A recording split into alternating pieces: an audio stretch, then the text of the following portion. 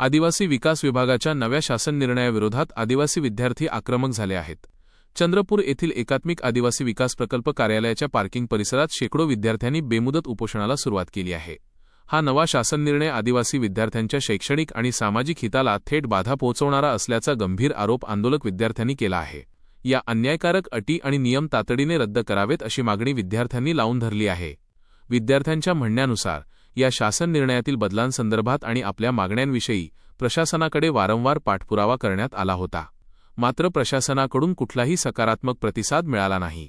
त्यामुळे अखेर संतप्त विद्यार्थ्यांनी थेट प्रकल्प अधिकारी कार्यालयाच्या आवारात ठिय्या मांडत बेमुदत उपोषणाचे हत्यार उपसले आहे। हा नवा GR आमच्या भविष्यावर गदा आणणारा आहे। आम्ही वारंवार अर्ज दिले, विनंत्या केल्या, पण प्रशासनाने आमच्या मागण्यांकडे दुर्लक्ष केले।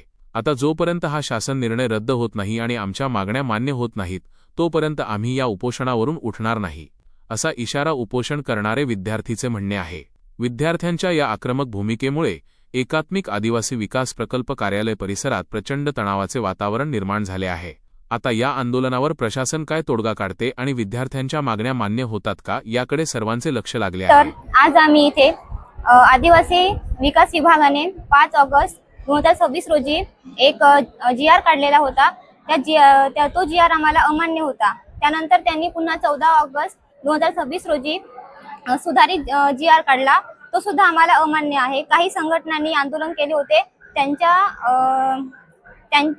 त्यांच्या म्हणण्यानुसार त्यांनी काही मुद्दे जे आहेत ते रद्द केले आणि नवीन GR काढला। तर आम्हाला तो GR अमान्य आहे, त्यासाठी आम्ही इथे जमलेलो आहोत आणि जोपर्यंत आमच्या मागण्या किंवा तो GR रद्द होत नाही तोपर्यंत आम्ही इथून हलणार नाही। आमचे म्हणजे 5 तारखेला जो GR पब्लिश झालेला होता त्याच्यामध्ये मेन नमूद वयाची अट, समतुल्य शिक्षणास बंदी, पार्ट टाइम नोकरीस बंदी, आंदोलनवर संघटनावर बंदी हे मेन मुद्दे होते। त्याच्यानंतर मग पूर्ण विदर्भात किंवा आपल्या महाराष्ट्रभरात एक जनाक्रोश आंदोलन तयार झाला। त्याच्यामध्ये 14 तारखेला त्याच्यामध्ये काही करेक्शन केल्या गेले।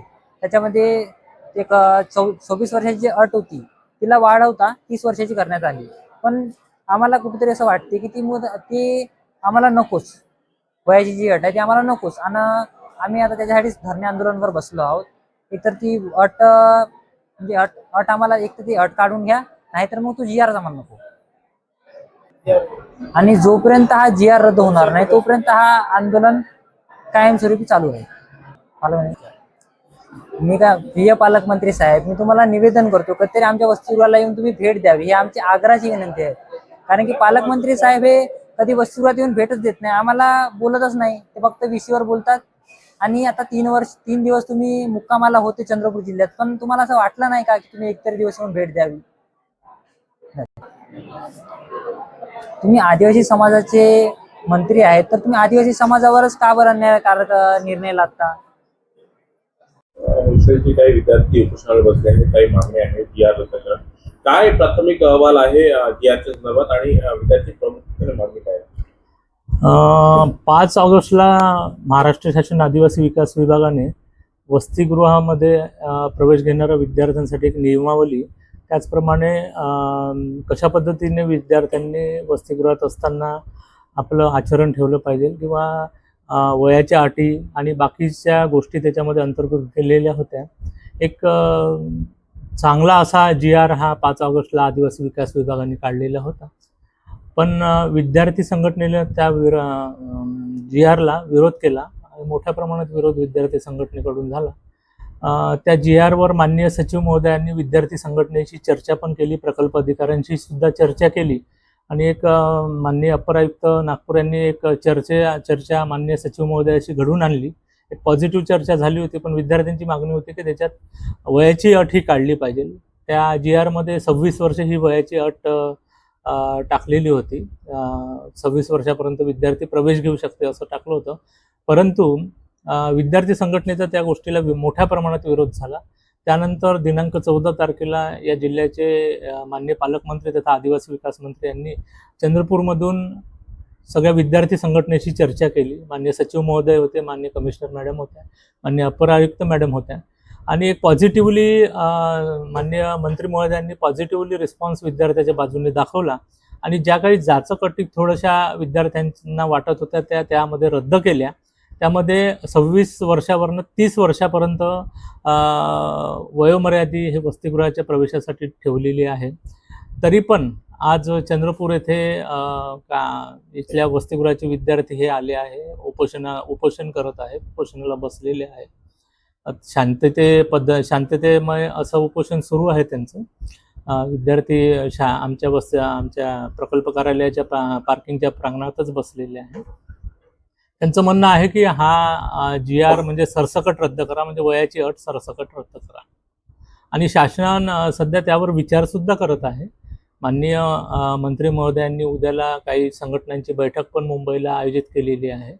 माननीय मंत्री महोदय हे माननीय मुख्यमंत्री महोदयांसोबत चर्चा पण करणार आहे याच्या संदर्भात.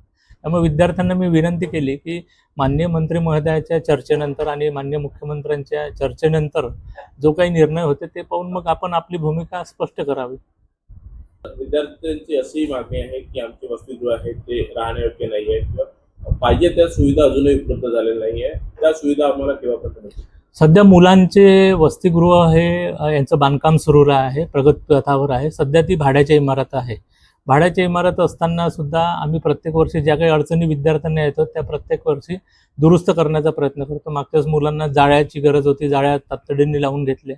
काही टॉयलेट बदलून घेतले, बेसिन पाहिजे नव्हत्या बेसिन बदलून घेतल्या, काही गिझर पाहिजे नव्हते गिझर बदलून घेतले. आता पण विद्यार्थ्याची मागणी आली की गिझर पाहिजे, तर तात्काळ मी 2 दिवसामध्ये तिथे गिझर लावून देतो. त्यानंतर त्यांना आता त्यांची मागणी आली की आम्हाला आता बसण्यासाठी प्रत्येक रूममध्ये चेअर पाहिजे, तर मी प्रकल्प कार्यालयाचे चेअर पाठवून देतो. पण विद्यार्थ्याची गैरसोय होणार नाही या दृष्टीने प्रयत्न करतो.